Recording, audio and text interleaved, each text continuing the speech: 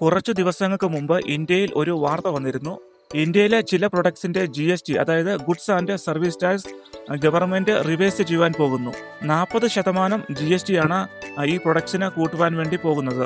GST കൂട്ടുവാൻ പോകുന്ന ഈ പ്രൊഡക്ട്സിന്റെ പേര് അവരിട്ടിരിക്കുന്നത് സിൻ ഗുഡ്സ് അല്ലെങ്കിൽ സിൻ പ്രൊഡക്ട്സ് എന്നാണ്. മലയാളത്തിൽ പറഞ്ഞാൽ പാപ ഉൽപ്പന്നങ്ങൾ. സിൻ ഗുഡ്സ് എന്ന പേരിട്ടിരിക്കുന്ന ഇതിൽ വരുന്നത് പുകയില ഉൽപ്പന്നങ്ങൾ, cigarette, pan masala, online game, luxury car, അങ്ങനെ ഒരു ലിസ്റ്റ് കൊടുത്തിട്ടുണ്ട്. ഗവൺമെന്റിന്റെ ഉദ്ദേശം GST ഇങ്ങനെ വളരെ അധികമായി കൂട്ടുമ്പോൾ ഇതിന് നല്ല വിലയാകും, അപ്പോൾ ആൾക്കാർ ഇത് വാങ്ങിക്കുന്നത് കുറയും എന്നുള്ള കണക്കുകൂട്ടലാണ്. എന്നാൽ ഇതൊരു ടെമ്പററി സൊല്യൂഷൻ മാത്രമാണ്. കാരണം ആൾക്കാർ കൂടുതൽ പൈസ കൊടുത്ത് ഇത് വാങ്ങിക്കും എന്നുള്ളത് ഒരു യാഥാർത്ഥ്യമാണ്. വേറൊരു രീതി പറഞ്ഞാൽ ഈ പാപശീലങ്ങളിൽ നിന്ന് മനുഷ്യരെ രക്ഷപ്പെടുത്തുവാനുള്ള ഒരു മാർഗമേ അല്ല ഇത്. ഈ പ്രൊഡക്ട്സിന് ഇട്ടിരിക്കുന്ന പേര് സിൻ അല്ലെങ്കിൽ പാപം എന്നത് മനുഷ്യന്റെ ഏറ്റവും പ്രധാനപ്പെട്ട ഒരു ശത്രുവാണ്.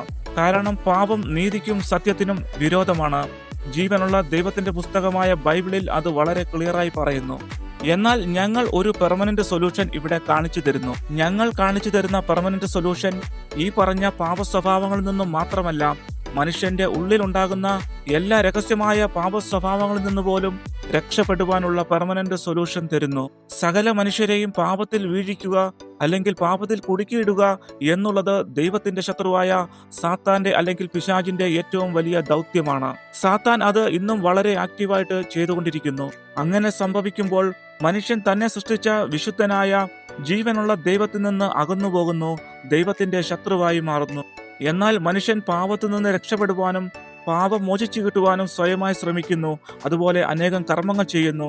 എന്നാൽ ഇതിലൂടെയൊന്നും സൊല്യൂഷൻ ഇല്ലാതെ മനുഷ്യൻ അധികമായി പാപത്തിലേക്ക് വീണുകൊണ്ടിരിക്കുന്നു. എന്നാൽ അനേകർ ഇന്നും വിശ്വസിക്കാത്തതും അനേകർക്ക് അറിയാത്തതുമായ ഒരു സത്യം, സകല മനുഷ്യരെയും സാത്താന്റെ അല്ലെങ്കിൽ പിശാചിന്റെ അടിമത്തത്തിൽ നിന്ന് രക്ഷിക്കുവാൻ 2000 വർഷങ്ങൾക്ക് മുമ്പ് ദൈവം തന്റെ പുത്രനായ യേശുക്രിസ്തുവിനെ സകല മനുഷ്യരുടെയും പാപത്തിന്റെ ശിക്ഷയ്ക്ക് പകരമായി ശിക്ഷിച്ചു എന്നുള്ള യാഥാർത്ഥ്യം. അതിനുശേഷം ആ ദൈവത്തിന്റെ പുത്രനായ യേശുക്രിസ്തുവിനെ രക്ഷകനായും കർത്താവായും സ്വീകരിക്കുകയും തങ്ങളുടെ പാപങ്ങൾ ഏറ്റുപറയുകയും ചെയ്യുന്നവർക്ക് പാപക്ഷമയും പാപമോചനവും ദൈവം കൊടുക്കുന്നു.